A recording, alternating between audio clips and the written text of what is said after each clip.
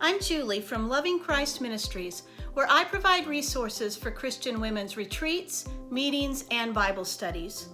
You can find me at lovingchristministries.com. Today I'm going to talk to you about planning food for your women's retreat. This is one of my favorite parts of the entire planning process. What does it say about me that one of the first things I think about when heading for a retreat or even Bible study is, I hope they have good food? I probably shouldn't have admitted that, but I can't help myself. Have you ever thought that too? There's something about having good, comforting food at a ministry event that just, it just nourishes us. A retreat nourishes our soul, and food nourishes our body, provides comfort in many ways.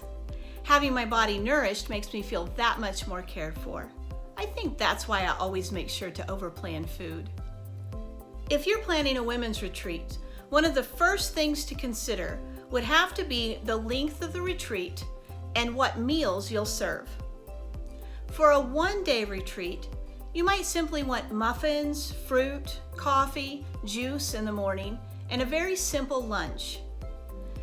My friend Brooke and I spoke at a one-day retreat in St. Louis once, where they took our orders for KFC beforehand and brought it in boxed lunches for everyone. It was super easy and extremely delicious. We've also been served hot buffet at a retreat held in a hotel convention center.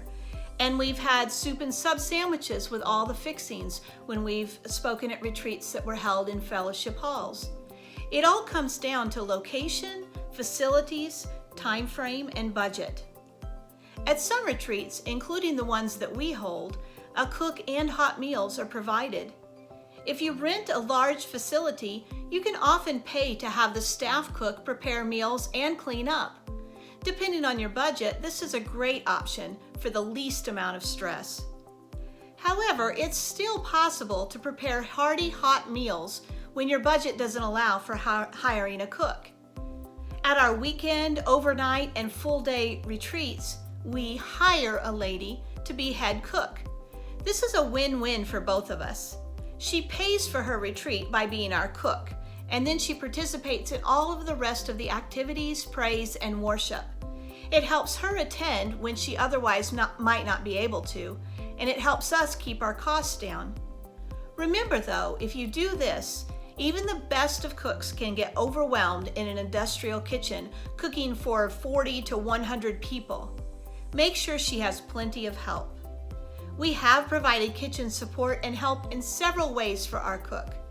We've had set teams of ladies provide prep and cleanup help for a discounted retreat rate.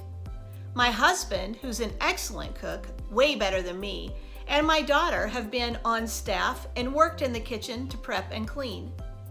We've even had huge sign-up sheets on those giant-sized Post-it notes where attendees had the option to sign up to help with prep or cleanup for one of the meals. I wasn't really sure how that would go over, but we never had a blank space that someone didn't cover. The main thing to remember is to make sure that your cook has plenty of help, or else she'll never have time to attend another portion of the retreat. The food, or the kitchen, can be the most time-consuming of a large event, and it can become overwhelming if not planned to the T. For drinks, we always provide iced tea, lemonade, and water with each meal. At breakfast, we serve orange juice and apple juice too. Because we have a coffee bar at our retreats, the ladies typically go there for their hot drinks, including hot chocolate and hot tea. We also provide other foods and drinks throughout the days of our retreats. The coffee bar stays open throughout most of the day, and the tea and lemonade dispensers are kept full and available. At the coffee bar, we provide a selection of cookies and breads, which make for nice snacks. Each table in our main gathering area has a mix of hard candy, chocolate, and gum. We don't provide soda, but we typically have 20-ounce bottles for sale for those who want. As you plan food, it's important to keep in mind different dietary needs. It's impossible to meet everyone's needs all the time, but we always ensure we have a variety of options for vegetarians and for those who are gluten-free.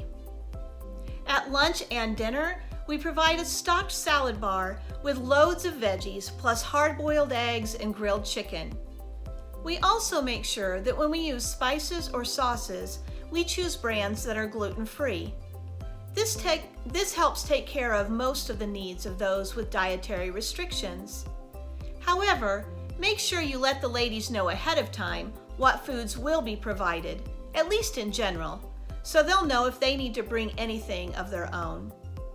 I use a simple planning list to get an idea of what to serve, who will be serving, and how much help will be needed. You can have this list for yourself. You can just print your own. It's completely free. If you want to get your free printable, all you need to do is request the resource library password. The link is in the description below.